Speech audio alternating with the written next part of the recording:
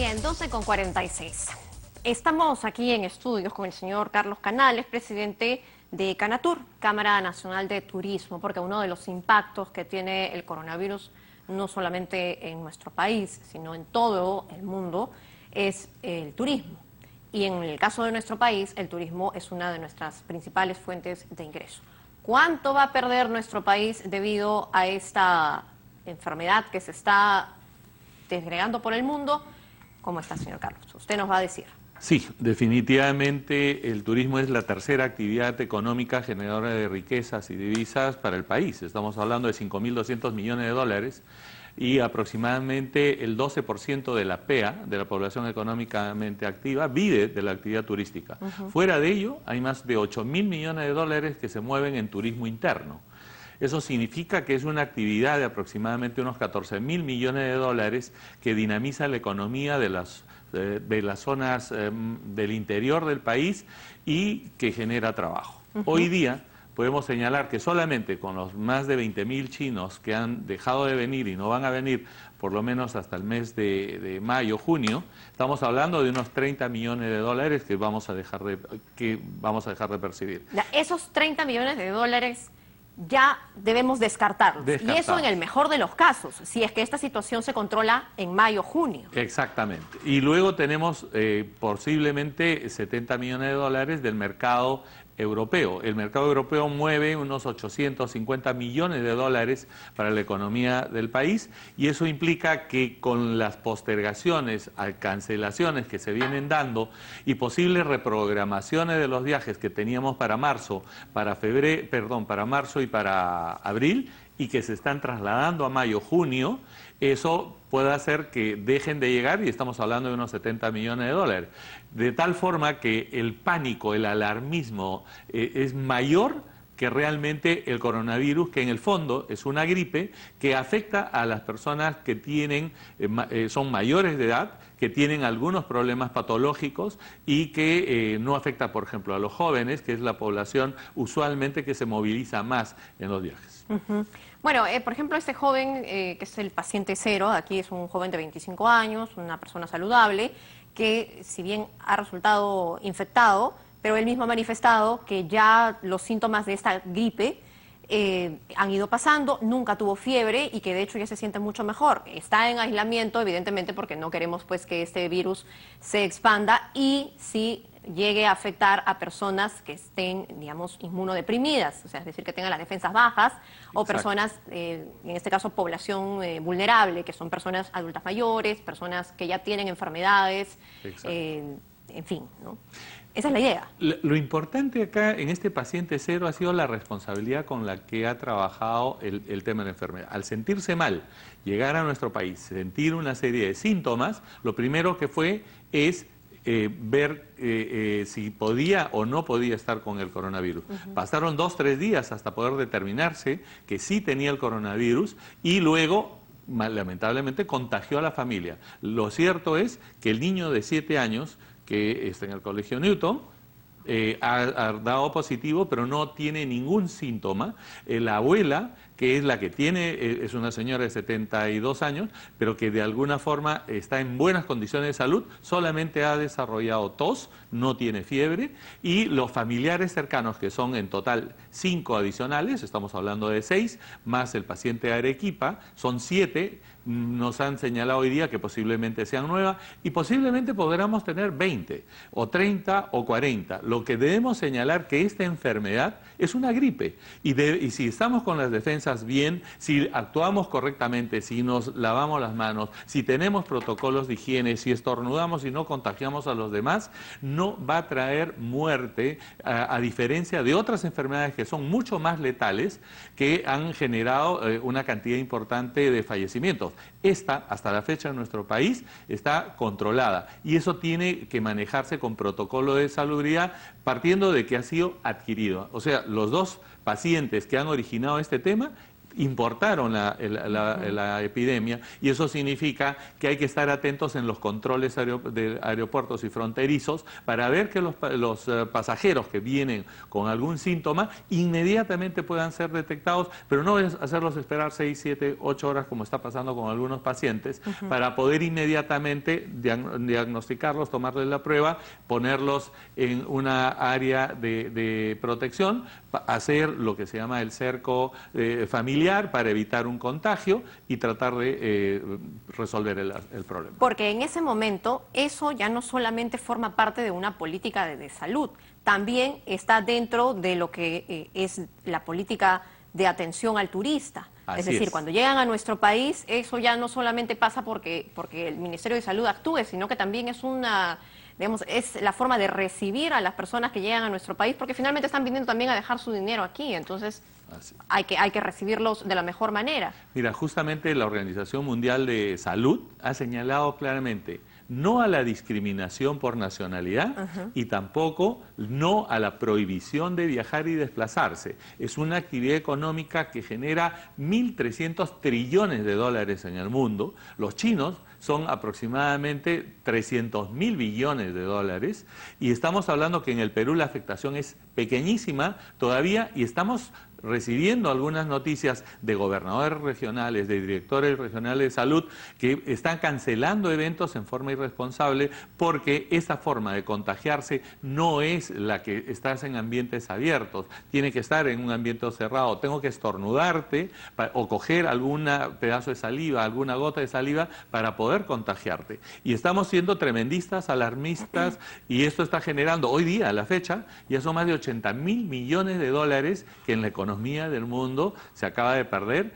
Y lo más importante, alguien me decía, oye, ustedes miran el negocio. Nosotros no es que miremos el negocio, primero es el ser humano, primero es la salud, pero tampoco podemos vivir alarmados por algo que podemos controlar con métodos de higiene, con formas y protocolos de salubridad adecuados. Bueno, en ese sentido no solamente es el dinero, porque el ser humano vive de digamos, de estos ingresos, y aquí en el Perú la gente que va a visitar, digamos, lugares turísticos en Ayacucho, en el Cusco, en Puno, en Huancayo, y dan trabajo a estas comunidades en la selva, son gente que vive de sus artesanías, de sus telares, ¿no? Entonces ahí estamos pensando en la gente que necesita ese dinero para vivir también, dejan de percibir esos ingresos. El 92% del turismo en nuestro país es de MIPES y pymes, o sea, personas, familias que dependen económicamente. Y Semana Santa, que se viene pronto, es un tema que nos preocupa realmente porque estamos generando un desborde de información negativa o un tema de contaminación masiva de una epidemia que todavía no se dan esos resultados en el Perú, que pueden ser tratadas como una gripe simple, que hay que controlar el tema de no contagiar a los demás, pero eso no significa que dejemos de viajar y que no tengamos una vida normal, saludable, y el tema de la educación es importante. La Semana Santa es aproximadamente 1/3 de los recursos económicos que reciben las provincias, los pueblos, los comerciantes, los artesanos, desde el taxista, el lustrabotas, en cualquier parte del país. Por eso estamos bastante preocupados. Vamos a sacar una campaña que se llama Viaja sin miedo. El Perú no le tiene miedo al coronavirus, hay que controlarlo, hay que seguir los protocolos, pero eso no significa que desarrollamos nuestra vida sin dejar de conocer nuestro país y menos recibir a los turistas de una forma inadecuada. Bueno, finalmente todas las recomendaciones que se dan de taparse la boca, de utilizar pañuelos desechables, de lavarse las manos, son recomendaciones que por norma general uno debe seguir incluso cuando tiene cualquier tipo de gripe. Tal cual, es absolutamente cierto. Alguien señalaba, ¿no?, los baños en el Perú de las instituciones públicas o no tienen agua, no tienen jabón o no tienen papel higiénico. Eso no es por el coronavirus, eso siempre ha existido, ¿sí?, y hemos convivido. Temas de higiene en algunos lugares del interior del país en cuanto a la manipulación de alimentos, mira, más mató el cólera o mata el dengue que el propio coronavirus. Lo que nosotros decimos es que debemos tener buenas prácticas al preparar los alimentos, al trasladarnos, la higiene es indispensable, pero debemos seguir con una vida tranquila, cotidiana, sin falsos alarmismos, y lo que es más importante es mirar que el turismo es una actividad económica descentralizadora, inclusiva, que lucha contra la extrema pobreza y especialmente ayuda a los menos favorecidos. En ese sentido, ustedes están en coordinación constante, por ejemplo, con PROMPERÚ, con el Ministerio de Comercio Exterior y Turismo, para precisamente poder impulsar esta campaña, por ejemplo, de la que me habla, y poder darle tranquilidad a la gente. Yo me había olvidado completamente que viene la Semana Santa y hay muchísimo turismo interno con los mismos, digamos, estas fiestas que hay en Ayacucho, que no solamente hay en Ayacucho, también hay en Huacho, entiendo. La vendimia de Ica. En la vendimia, ¿no? Entonces hay muchas festividades a las que la gente, digamos, la gente que es muy religiosa viaja a las festividades religiosas. Hay personas que se van de campamento porque prefieren irse de campamento, en fin. Pero los peruanos salen, se mueven por todo el Perú. Entonces es importante darles la seguridad para que no caigan en estos falsos alarmismos, ¿no? Coincidimos contigo. Con PROMPERÚ estamos trabajando una campaña que se llama Viaja Informado. Nosotros como Canatur estamos trabajando Viaja sin miedo. Somos más agresivos porque la verdad consideramos que no hay que tener miedo para viajar, menos al interior del país, que nuestra población no tiene coronavirus, que es un tema de una gripe que puede tener efectos mortales solamente y exclusivamente en un nicho de mercado que es menor al 2%, que es mucho más controlable que cualquier otra enfermedad. Pero yo lo que me preocupa es estas autoridades del gobierno regional de Ica, que canceló la vendimia cuando ya estaba a portas. En Trujillo, el alcalde de Virú ha cancelado el Festival de la Ciruela. El Festival de la Ciruela, porque mi familia es de Virú. Imagínate. Entonces, cuando mi mamá me contaron, yo dije, ¿pero por qué? Si ni siquiera hay casos ahí. 0 casos. Eso es lo que estamos entrando en pánico. Hay que llamar a la cordura, hay que llamar. Los psicosociales hoy día están abundando, y ya te imaginarás usted como periodista que reciben memes y comentarios.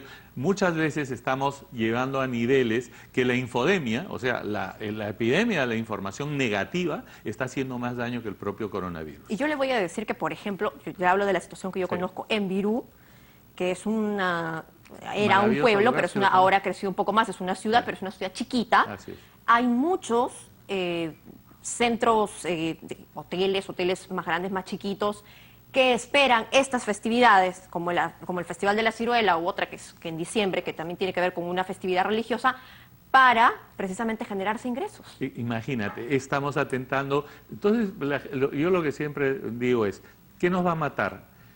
¿La falta de trabajo, la falta de ingresos o el coronavirus? El coronavirus se puede controlar, hay que investigar, hay que hacer no lo podemos soslayar definitivamente, pero tenemos que ser muy claros, la actividad económica normal debe continuar y tener los cuidados de higiene necesarios, pero no podemos matar a la población por dejarle sin ingresos cuando no tenemos ni siquiera el riesgo para poder decir de que en el Perú existe una epidemia global como es la del coronavirus. Además, a ver, si tengo gripe, me siento mal, tengo gripe, tengo tos, por ahí tengo fiebre, y no solamente eso, si es que yo he tenido contacto con una persona que estuvo en Europa, estuvo en Asia, o yo mismo estuve de vacaciones y me siento mal, pues yo mismo responsablemente voy, me hago un análisis, o me evito de salir de mi casa, evito viajar y me hago mis análisis, y bueno, si estoy contaminado, si estoy enfermo, pues me quedo en mi casa como corresponde.